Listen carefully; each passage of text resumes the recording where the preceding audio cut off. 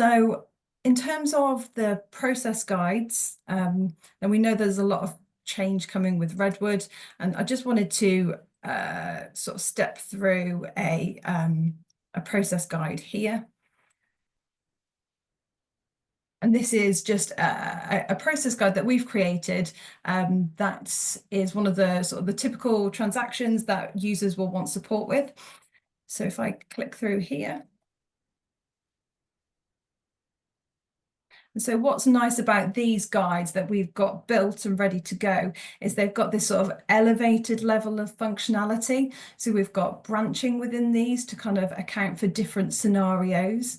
So it might be that, your particular user might need to update their business unit. And so there's branching within these guides to account for that. So if I look at my BU and I decide actually I do need to change my default, then I can click on yes, and it will talk me through how to update my BU and then click update. And so I'm just going to search for something quite straightforward. And really what I wanted to kind of demonstrate here is that the guides that we are building are they are reflecting the most recent functionality in the recent changes. So I think you might have seen in 25A, there's been some updates to the functionality within Redwood Procurement. And so now your views can be customized. And so you can have a card view and a table view. And that's in various points throughout the different transactions. It's also available within cart. And so what our guides do is they are responsive to those user views. Different users want to look at information in different ways. And so we need to make sure that our guidance accounts for that. And so the instructions that are going to be relevant will actually differ from when you're looking at card view to when you're looking at table view. So what we have done is we've built our guides in a way that account for this. And so depending on what view you're looking at, you will get slightly different instructions.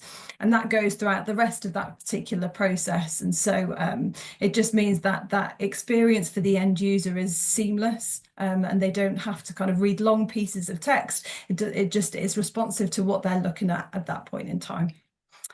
Again, I won't go through to the end, but just a nice way to kind of demonstrate some of that. So what I did want to look at though was an example here. So what I showed you there was a process guide.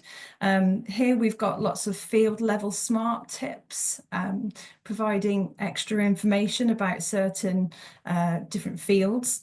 And what I kind of wanted to flag out here is that, for example, we've got a smart tip about the price. We need to tell users about how to complete this field. But with Redwood and non-Redwood, actually, you'll see that the forms and the pages are responsive. And so fields will change as you click through. So if I update my goods billed by quantity to services billed by amount, for example, the form changes, but then so do our smart tips. They're responsive. So you can always guarantee that they are specific to whatever it is that that user is providing on the screen, seeing on the screen, and the guidance is specific to that particular field. And we're not having to provide big pieces of text for users to read through. These tips will change and responsive as well.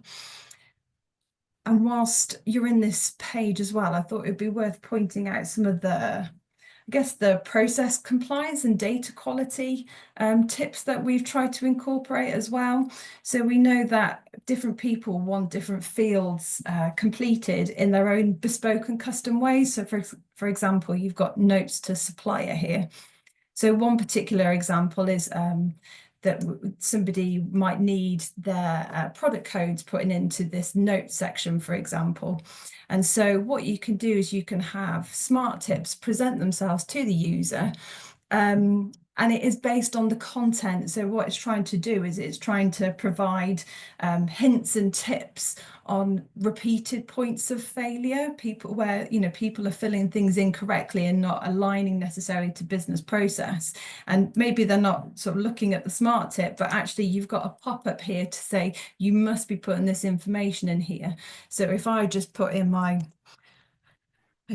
fudge product code, and it's only 3 digits, for example, you've got a reminder here saying you've still not put this in right. And actually, before you go to add this to the cart as well, there's another pop-up reminder as well. But as soon as I take this up to 4, that disappears, and so does this up here. So again, it's just trying to encourage people in a friendly way where, trying to provide those hints, tips and reminders, but trying to account for these sort of complexities and the requirements that can't necessarily be accounted for within the config of the environment. We can do that with the OGL.